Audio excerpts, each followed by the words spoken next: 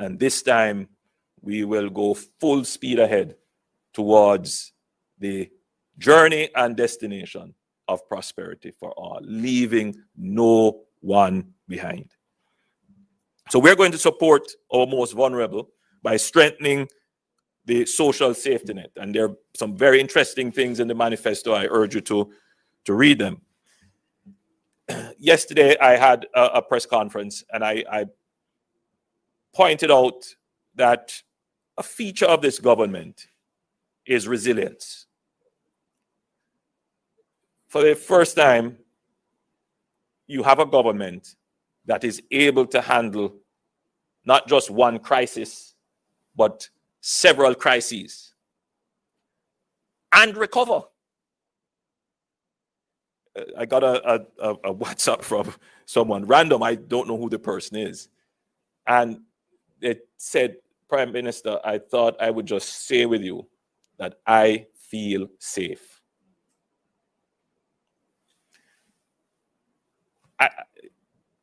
It was a compliment, the highest compliment that could be paid to me, for someone to say that they feel safe with my administration.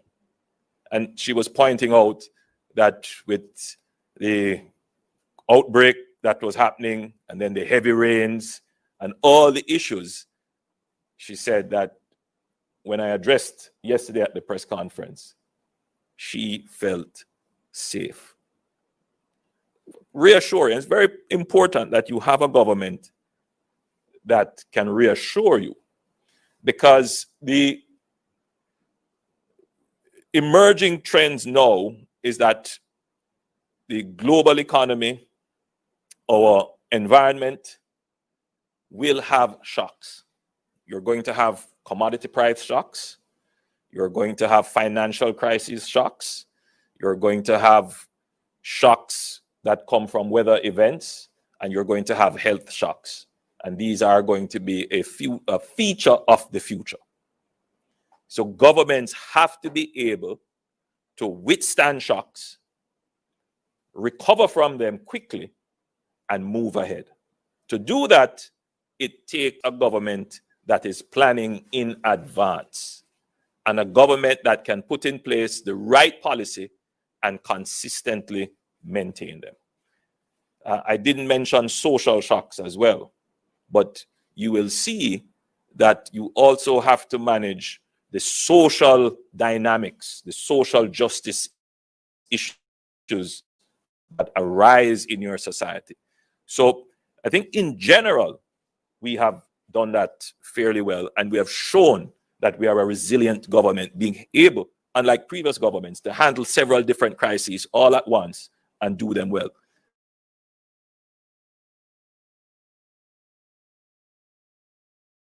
If you are overwhelmed, you could face difficulties. But the truth is, and I think all Jamaicans will agree, all the shocks that we have faced, we have managed them very well. And for this election and from our manifesto, you will see that our strategy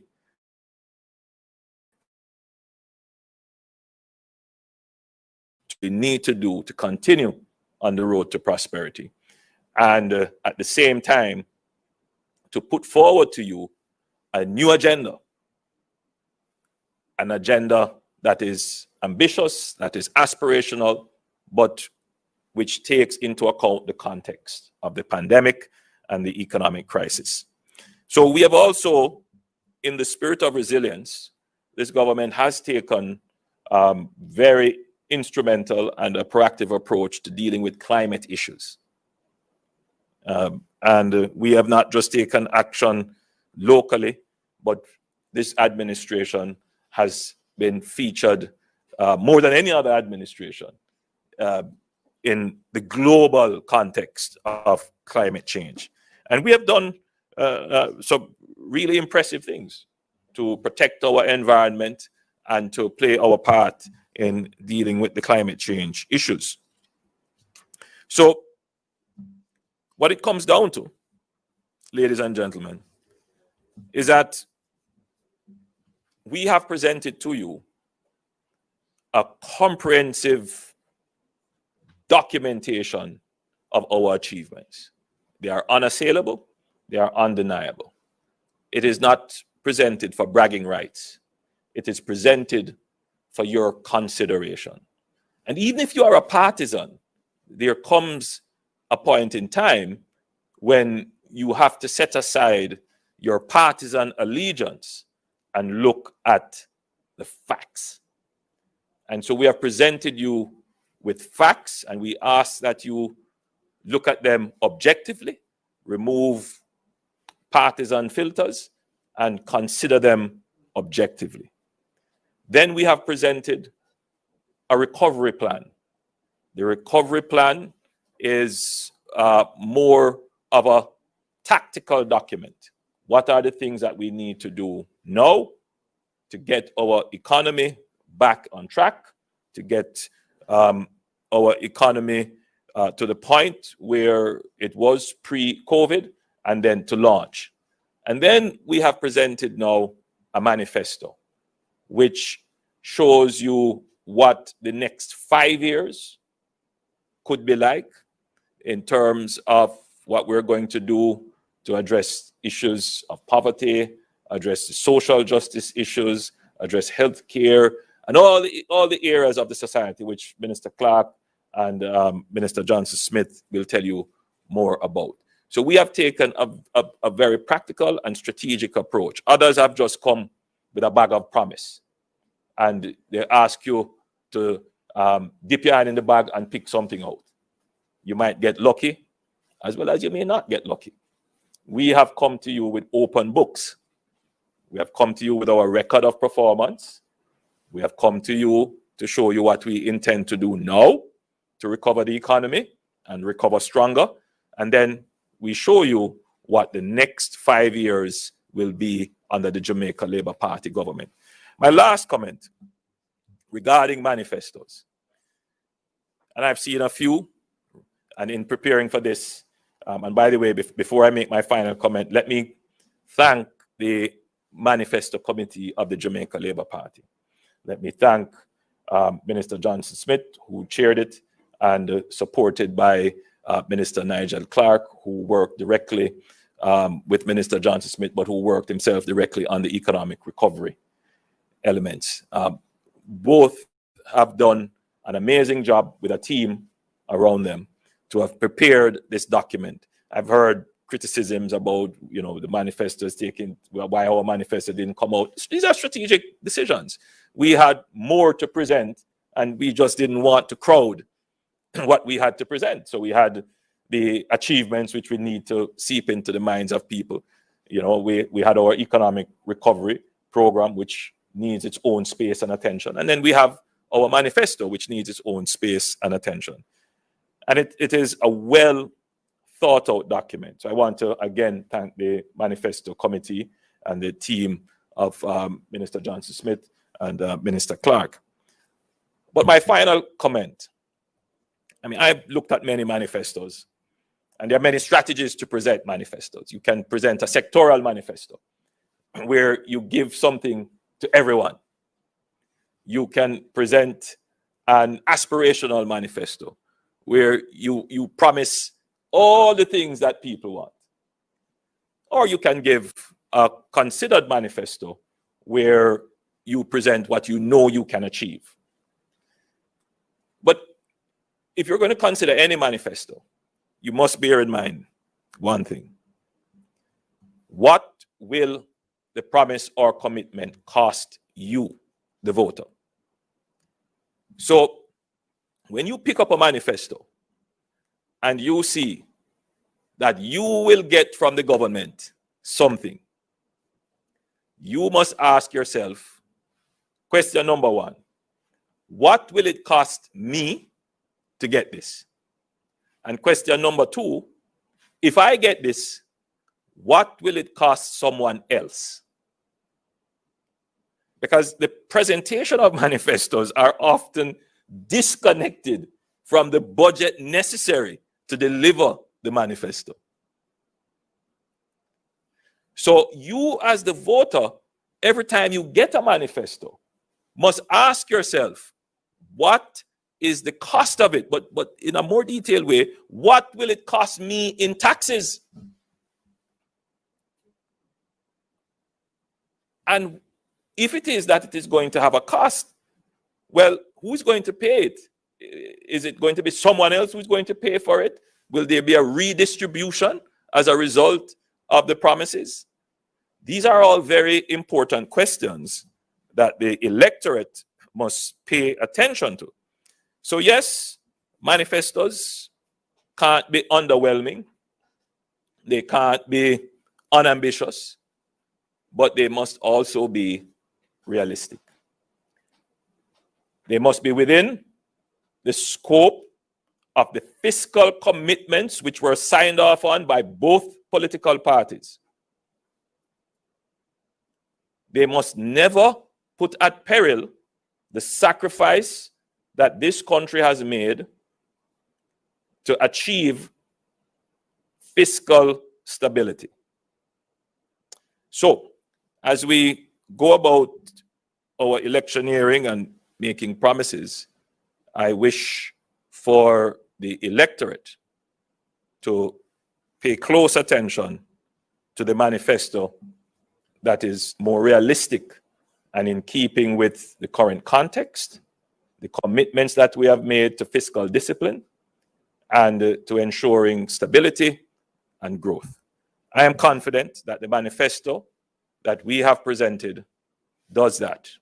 It is ambitious, it is aspirational, it is realistic, and it provides a good and clear pathway to recovery and prosperity for all Jamaicans. God bless you.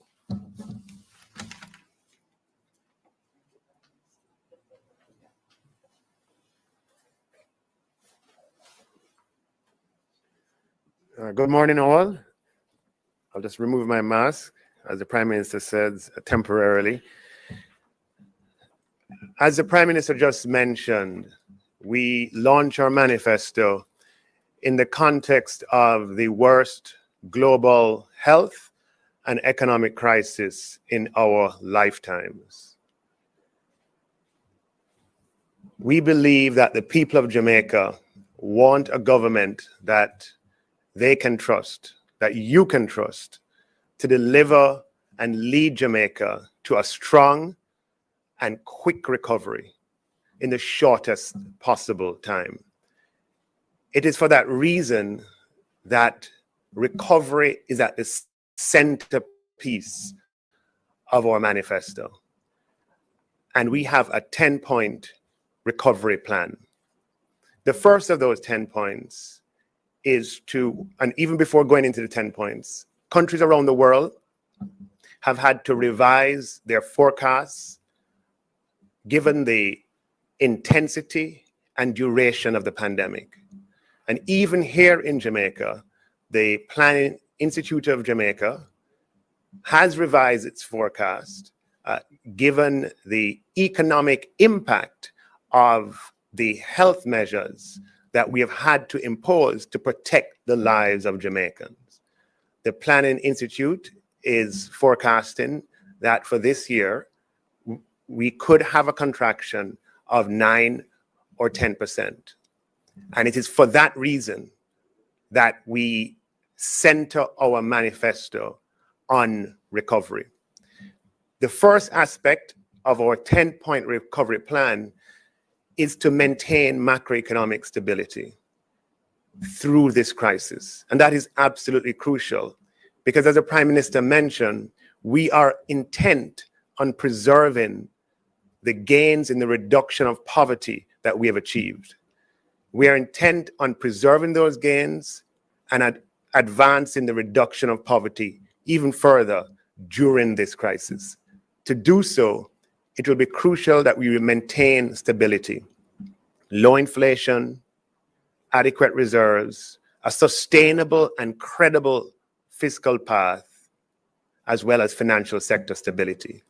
To do so, we recommit to strengthen and build the institutions that safeguard our stability. We will implement a fiscal council. We will bring operational independence to the central bank.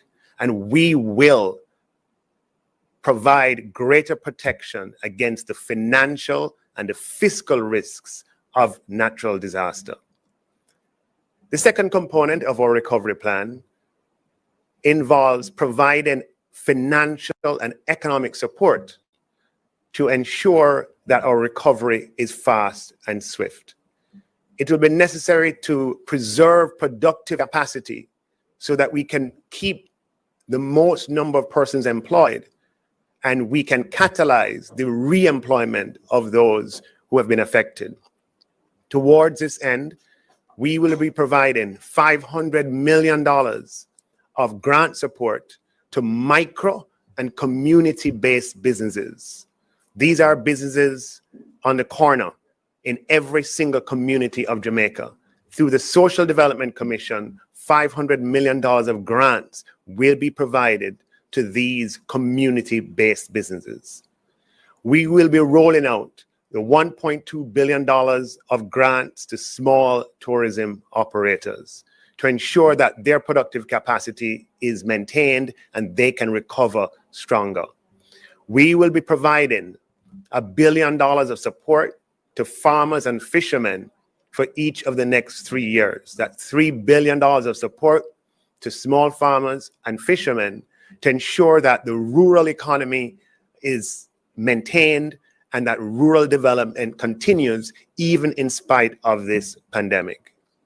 We will provide $10 billion of loan guarantee support to small and medium-sized enterprises through the Development Bank of Jamaica. By providing $10 billion of loan guarantee support, we will ensure that the productive capacity of our thousands of small and medium-sized businesses is maintained throughout this crisis. We will catalyze the emergence of a $20 billion public-private COVID recovery equity fund. This $20 billion COVID recovery equity fund will be capitalized or seeded with a $5 billion investment from the government, and we will work with institutional investors and pension funds, life insurance companies in the private sector for the remainder of the capitalization.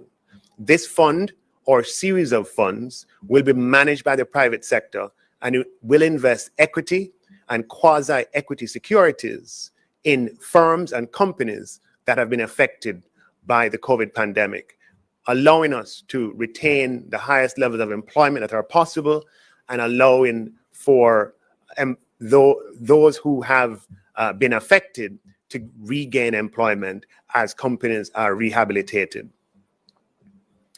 We will, in addition, as our third element of our COVID recovery plan, we will strengthen the social safety net.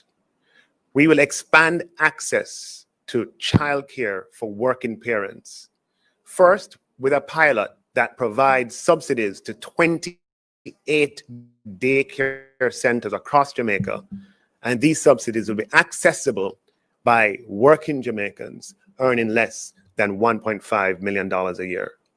This will enable working mothers, single mothers, to continue to work while ensuring that their children are provided for.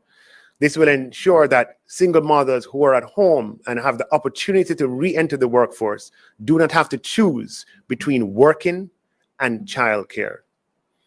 We will implement the most comprehensive reform of Social Security ever to be contemplated in Jamaica since the launch of the National Insurance Scheme in the 1960s.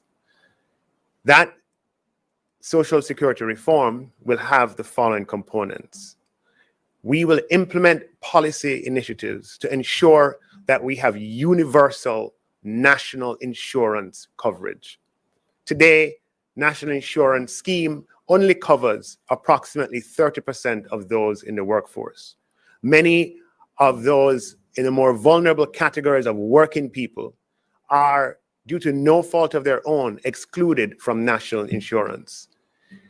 Our policy initiatives will ensure that during the course of our next term, we will achieve universal coverage in the national insurance scheme. And we will do so through a variety of measures, including a simplification of the process, an amalgamation of Social Security deductions to make it easier, and for categories of workers such as domestic workers who are often excluded from NIS, we will have procedures that allow for payment on more flexible terms and more flexible and convenient basis.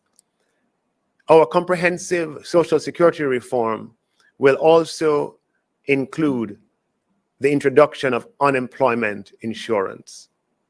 The destabilizing effect of becoming unemployment on the individual, on the family, on the community, and on the country is one that we have borne for far too long.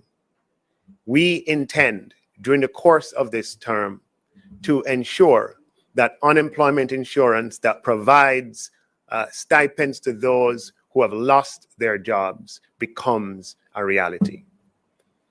Our reform of Social Security will also include the introduction of a social pension for the elderly who do not have access to NIS and who are in need and have no other source of income.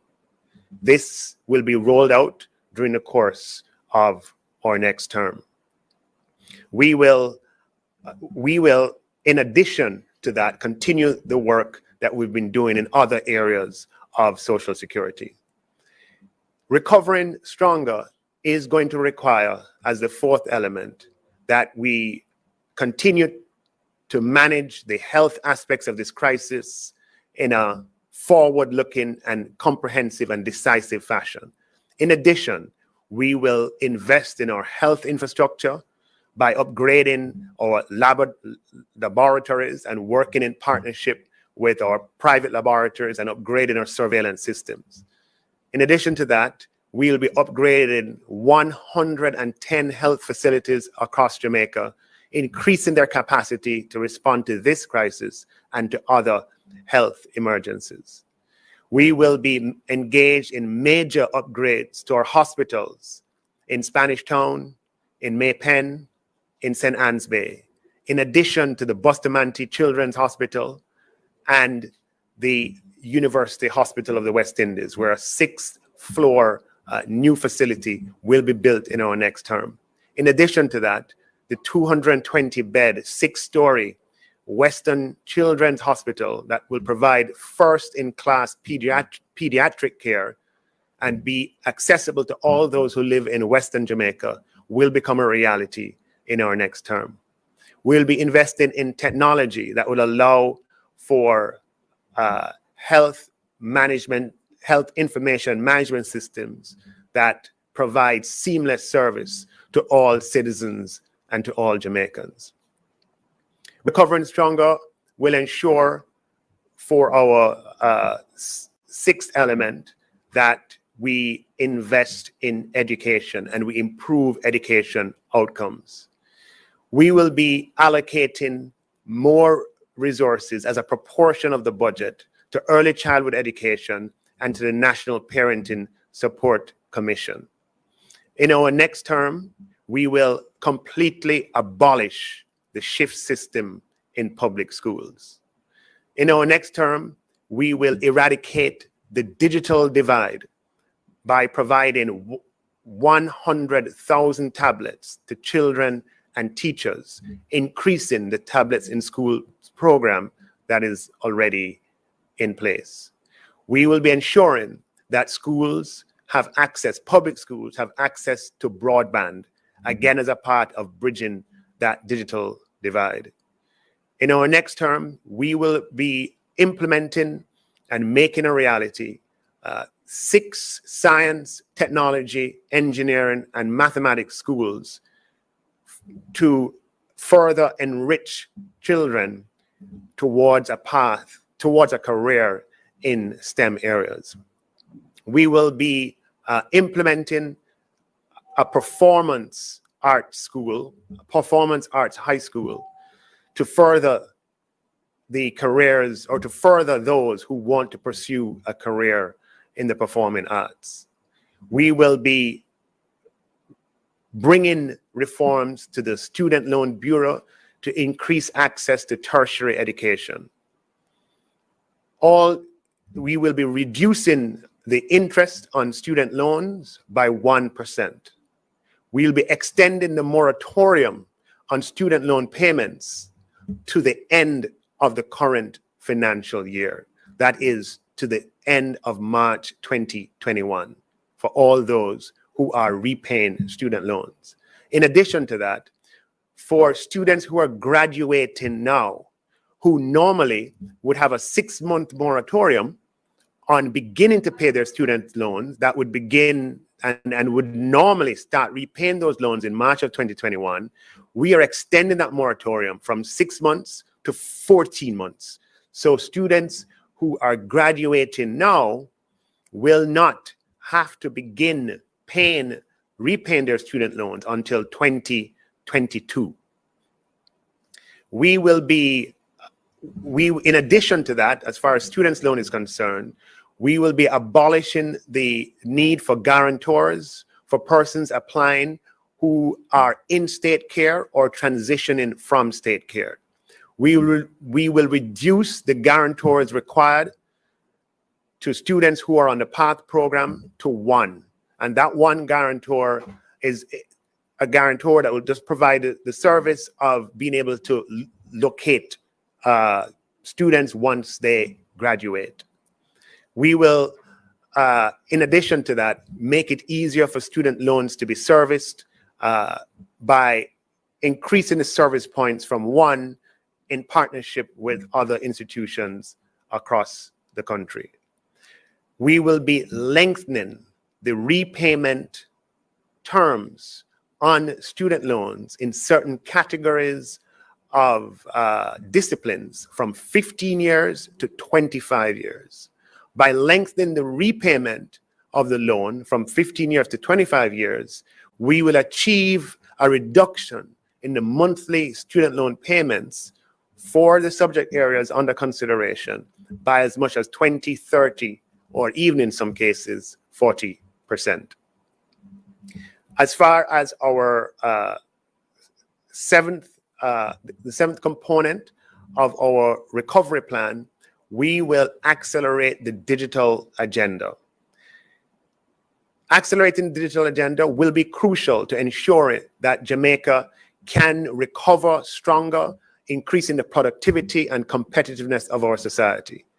Towards that end, we will implement policies that ensure universal access, universal availability of broadband services, starting in rural areas.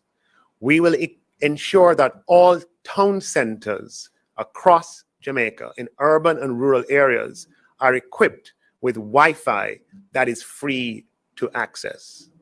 We will provide tax credits for small and medium-sized businesses who invest in e-commerce modules and online modules. We will accelerate the implementation of the National Identification System, and we will bring public services online. All major public services that require applications will be accessible online. Every single public service where you have to apply for something, that application will be able to be fulfilled online as we bring government online in advancing the digital agenda. Under education, something that I mentioned that I missed is we will be introducing a tax-free savings account for families who are saving towards the tuition for their children. And that is to ensure that even during this period of recovery, parents continue to make positive decisions towards the tertiary education of their children. As far as the eighth element of our recovery plan, we will accelerate financial inclusion. To do so, we will support the central bank and we will accelerate the rollout of low know your customer, low KYC tiered accounts that will greatly multiply the access to bank accounts that the population has. We will also support the central bank in the rollout of a national digital payment platform, which will bring digital payments and the ability to transact to all communities and all corners of Jamaica, increasing the productivity of our society and allowing us to recover stronger. We will, along the lines of financial inclusion, we will be introducing legislation that provides consumer protection in financial services, requiring full disclosure on the part of financial institutions on the terms of their products, on the fees that are involved in those products, and giving the authorities the ability to apply sanctions, including fines or restitution in the event of a breach of those terms. Our ninth recovery, the plank of our recovery plan, will be to improve the business environment and to diversify our economy. Improving the business environment will require reforming customs, which we are committed to doing, repealing and replacing the Customs Act. We will be implementing a GOJ land bank where all land that's available for investment by way of sale or lease is made available to the people of Jamaica, to local investors and foreign investors who can view, and therefore that would accelerate decision making. We'll implement a national business portal where all essential business to government services are available online for companies. And we will, and as far as diversification of our economy is concerned, we will provide and support diversification into coding, into logistics, into fulfillment, into animation. We will mobilize private sector investment, and I believe that's the ninth one. We will mobilize private sector investment.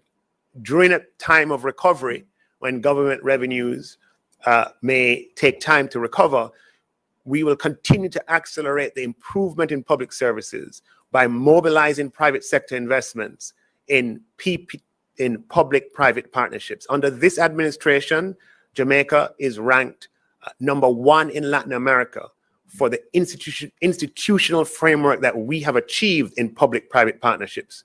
We will leverage that to improve services in sanitation and sewerage, in water, in certain diagnostic services for the health department, and in waste management and garbage collection, using public-private partnerships.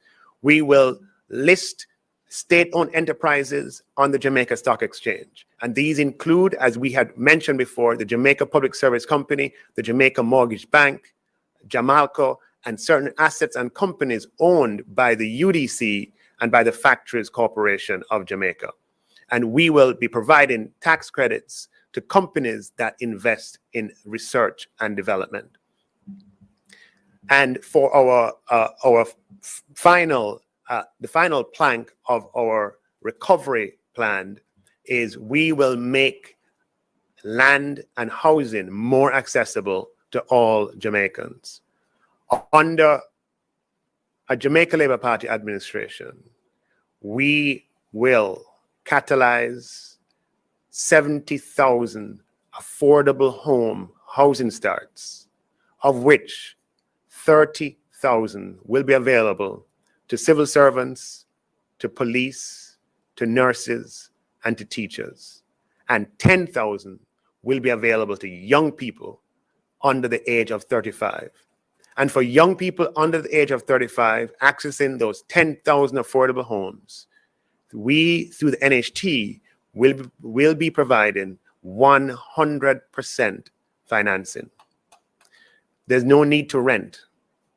We will be providing 100% financing. There's no deposit requirement for the 10,000 affordable homes that will be reserved for young people under the age of 35. We have delivered on 250% increase in the supply of NHG housing starts during the course of these 4 years. And we will simply continue on in that vein in the next term and make those homes available to young persons, to public sector workers, and to all other contributors of the NHT. In addition to that, we will be leveraging the advance in legislation that we have achieved in making land titling easier. And by so doing, we will be providing 30,000 land titles to the people of Jamaica. And by so doing, we will end the inequity that exists where persons who have legal claim to title are prevented from leveraging the economic benefit that comes from finalizing their title, finalizing the titles that they legitimately should have access to. 30,000 titles and 70,000 affordable homes. Together, those were 10 points. If you consider them properly, I might have gone ahead in saying 9 when it was really 8. But in all, those are 10 points that are the centerpiece of our manifesto, because they deal with the conditions that we find ourselves in today. These are 10 recovery points that will lead Jamaica to a strong and quick recovery.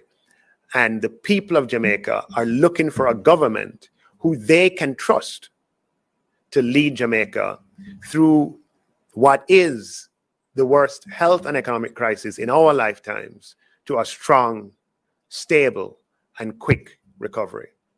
Thank you.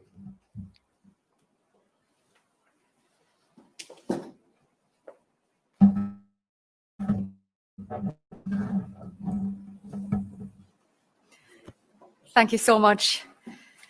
Good morning, everyone. Thank you very much for joining us here today. And thank you for your impatience in receiving the manifesto. Yes, impatience. I know you were all looking forward to it yesterday.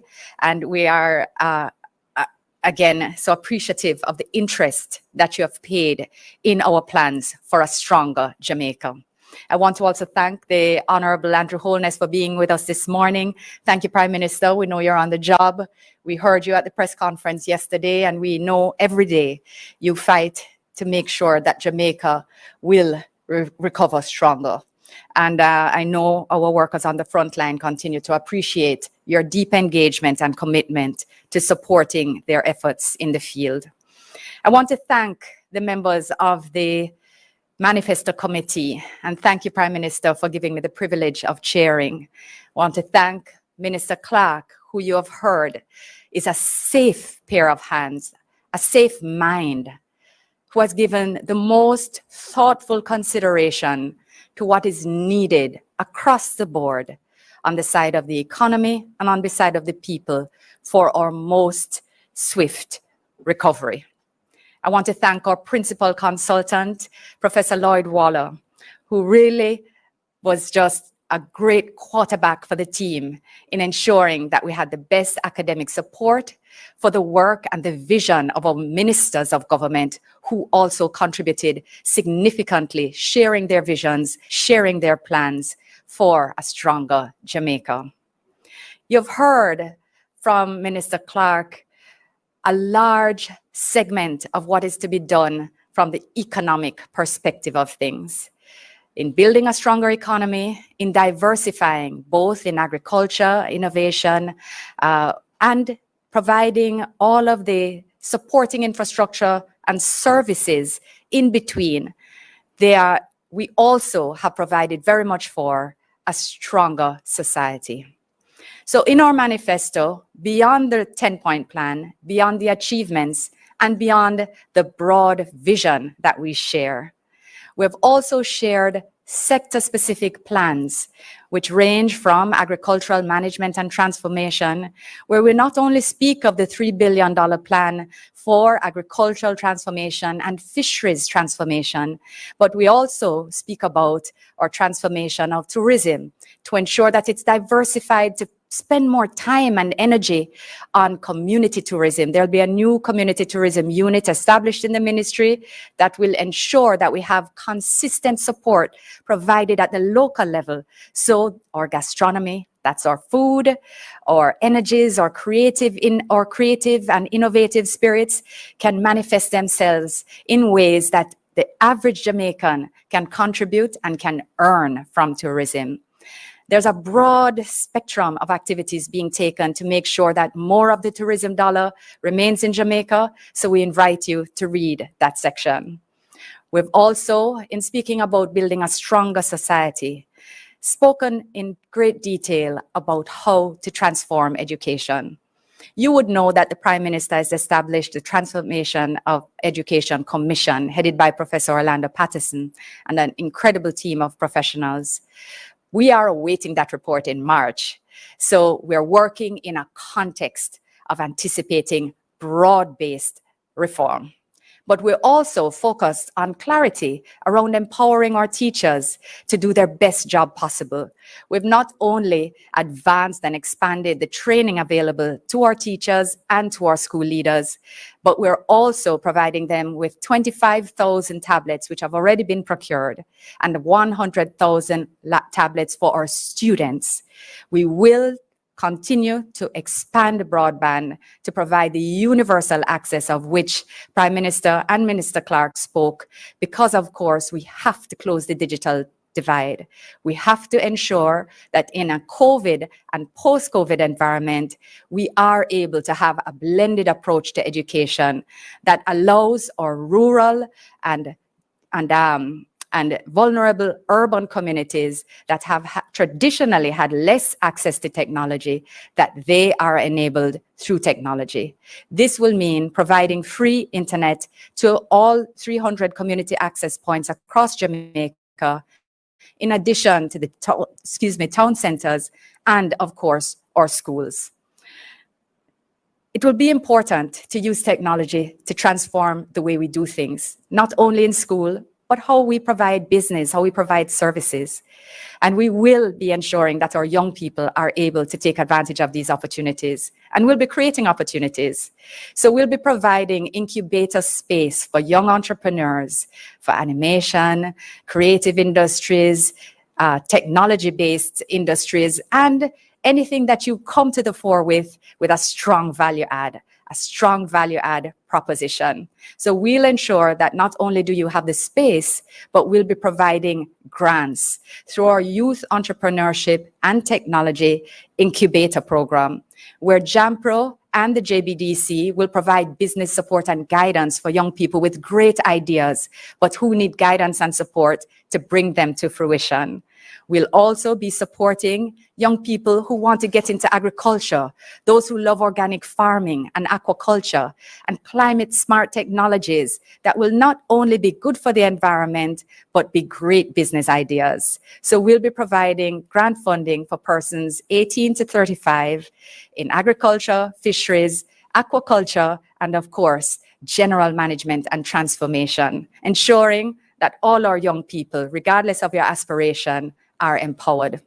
We'll also be providing a sport incubator program for young people with incredible sporting or athletic ability, but who may not have matriculated with the type of grades to allow them to access the scholarships that many rely on to take their careers to the next level.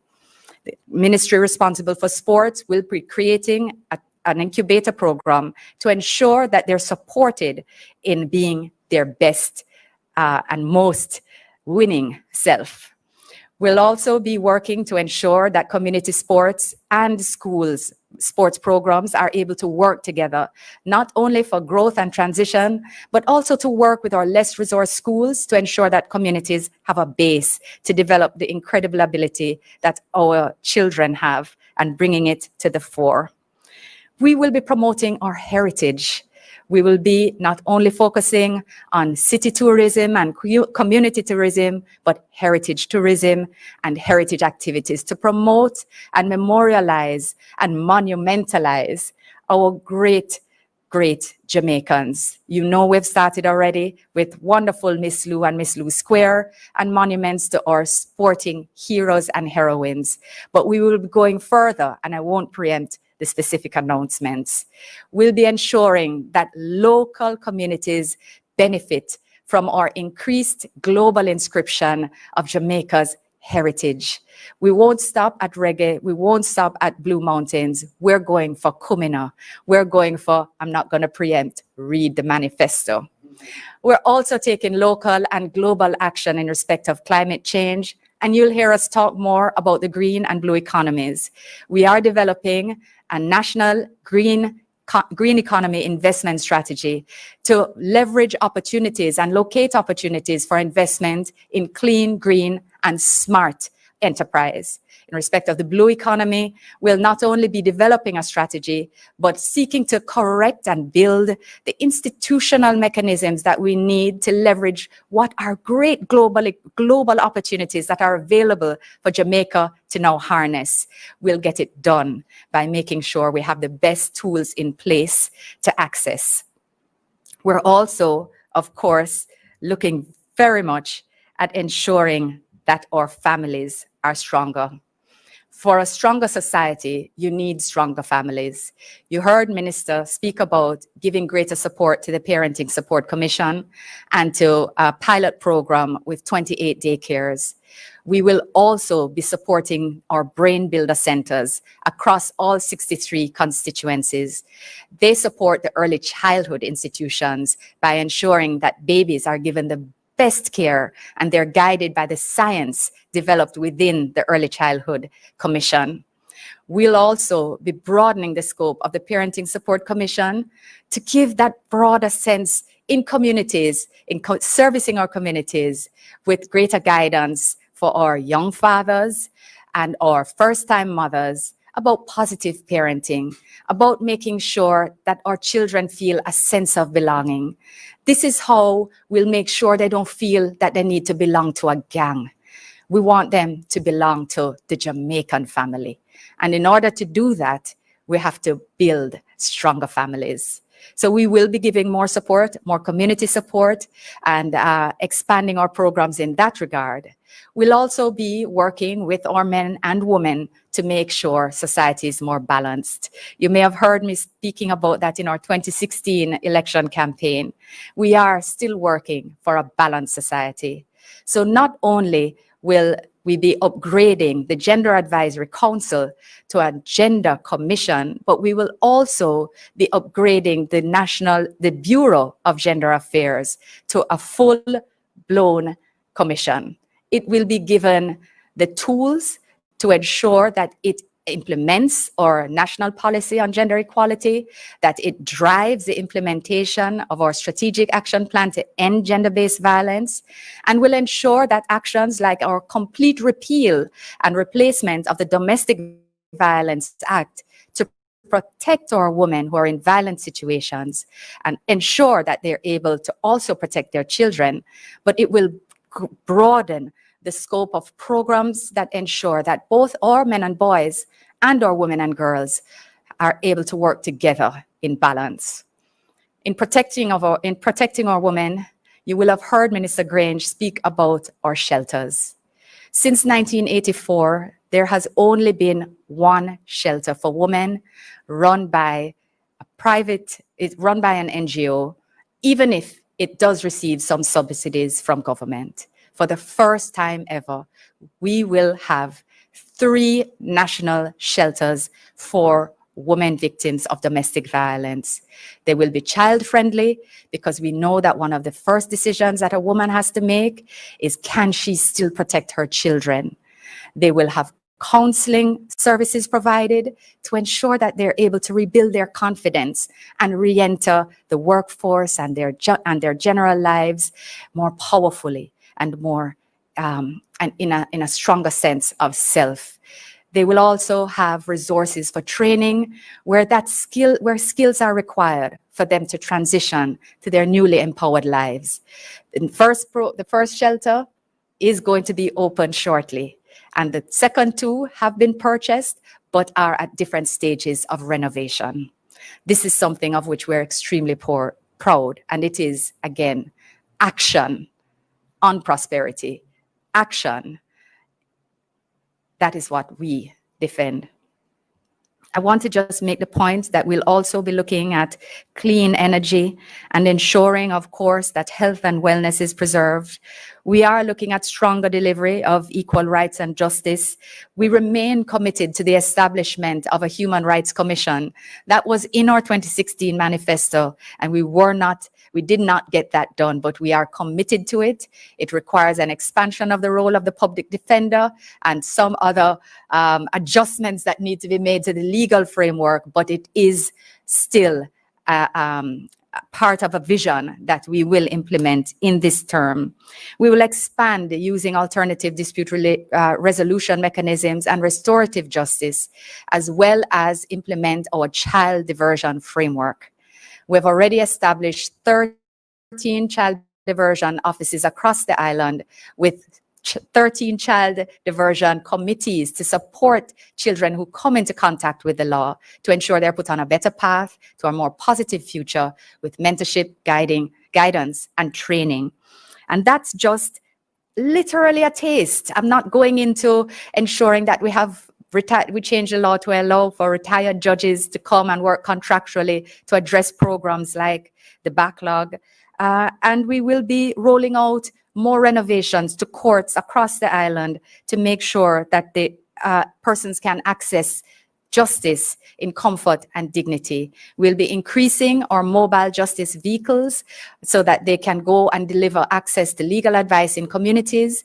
We now have some, we have expanded them already, but we will be adding more to make sure you get justice where you are. I could go on because there is so much and so much to be proud of in a pragmatic yet visionary approach to a stronger Jamaica. So we invite you to visit our website, JamaicaLabourParty.com. Have a read of the manifesto. It is the manifesto of the stronger team, and it does project the path to a stronger future. You can have a look at our achievements, which we've shared, but also the summary. And when your summary is 3 pages, you know you've done a lot. So again, I want to thank the team that worked on this manifesto. We very much look forward to your comments, to your questions. I cannot believe, Prime Minister, that I forgot to speak about Portmore.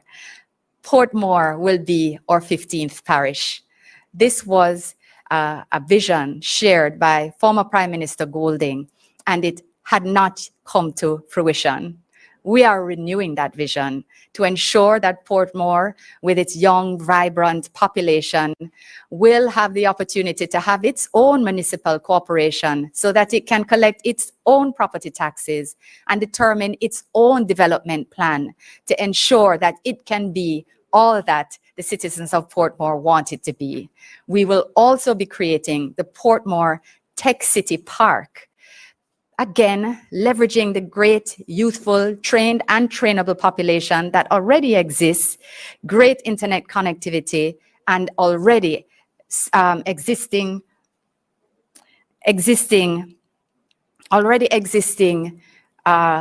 technology and BPO services. We'll be expanding and growing beyond BPO to global support services and ensuring that we are in fact able to develop greater opportunities in animation, in accounting, in back-end legal support, so that all our new graduates will be able to find employment offering services that we export, but right from Portmore. We look forward to doing that.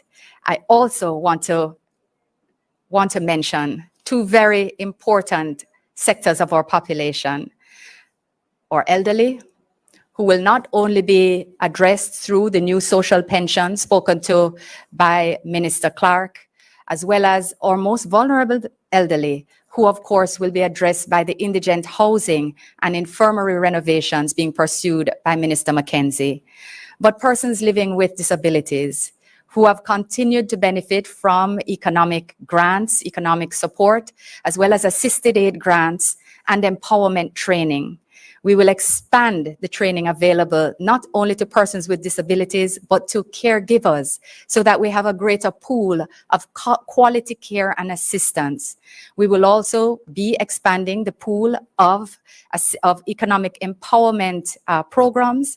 We will be implementing the Disabilities Act, creating the Jamaica Council of Persons with Disabilities as its own statutory agency, empowered to deliver, working with the National Gender Commission on the new program for enhancing employment of persons with disabilities.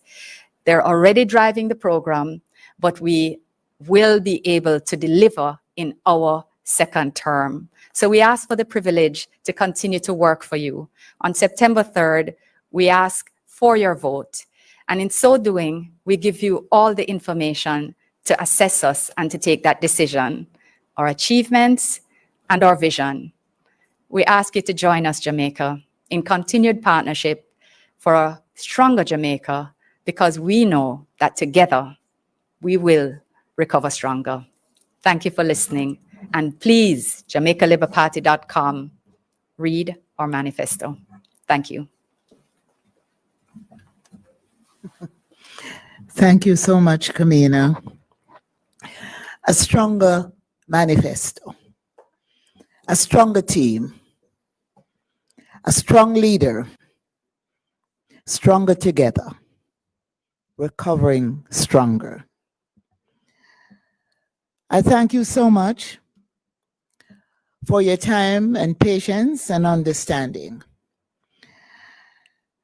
And I said earlier that we would be taking questions, but to allow you, the media, more time to examine the plans we have unveiled this morning, we will take questions at a press conference that we will schedule for tomorrow at 3:30.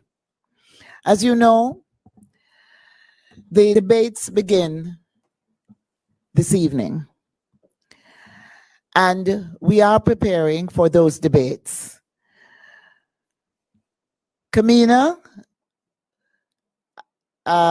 Floyd Green, and Chris Tufton will be Team JLP. We have a scheduled walkthrough for 11 a.m., and we want to be on time.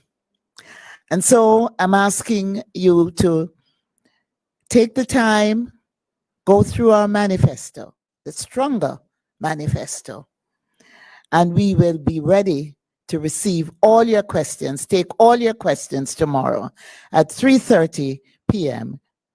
virtually. I thank you so much. God bless you all. See you tomorrow. World's in a crisis. The pandemic lock us all into a corner. Yeah, but we have a strong leader. He and the team will help us carry on now. Look all over the world, schools are on lockdown, borders closed, businesses shut down. Andrew Holness, no one never back down. Put Jamaica up on top now, yeah. Let's give thanks to the workers, health and security persons.